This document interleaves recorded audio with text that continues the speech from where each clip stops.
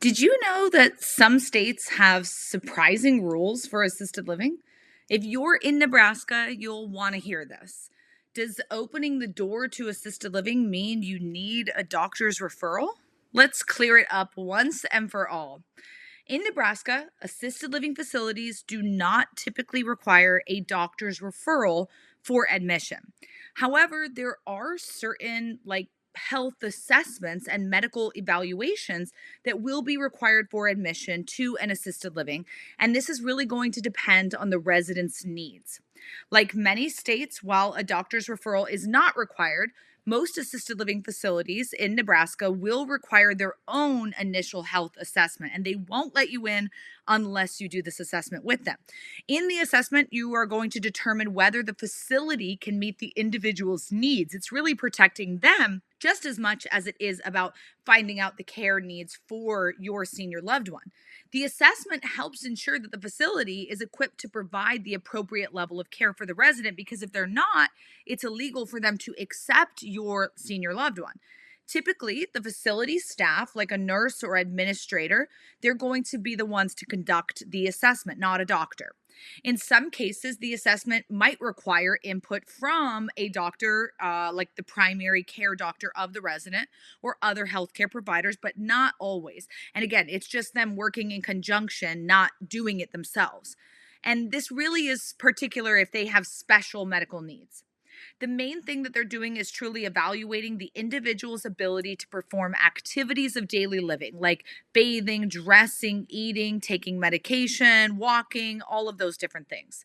This helps them determine if the senior is a good fit for the assisted living home or residential assisted living home. And if the home can accommodate those specific needs of the seniors, maybe they have really high level of care people there and they can't accept your senior loved one just yet, but they want to be able to in the future. It is illegal for the facility or home to accept a resident that has care needs beyond their scope. So this assessment is super important to determine the fit on both ends of the spectrum.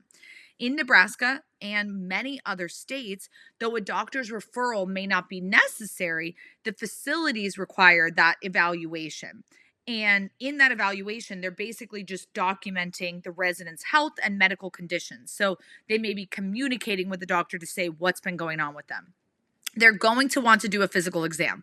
Like I always say, they're going to want to get eyes on the residents.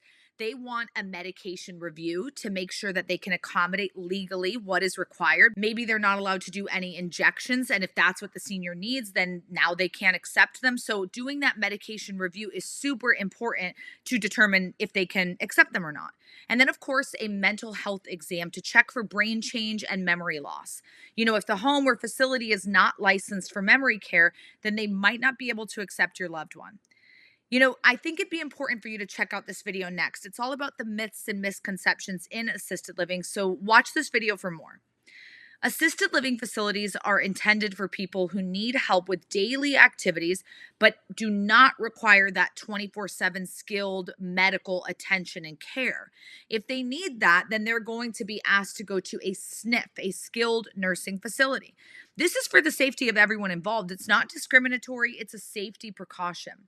But overall, much like most other states, Nebraska is right in line. They don't require a doctor referral specifically for assisted living admission, but the state does regulate the level of care that can be provided by residential assisted living homes or assisted living facilities.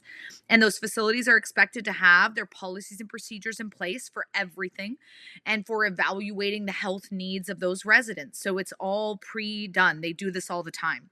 The main reason that the facilities are doing this is just to watch their back and make sure that they can accommodate their needs. The worst thing they can do is overpromise and underdeliver.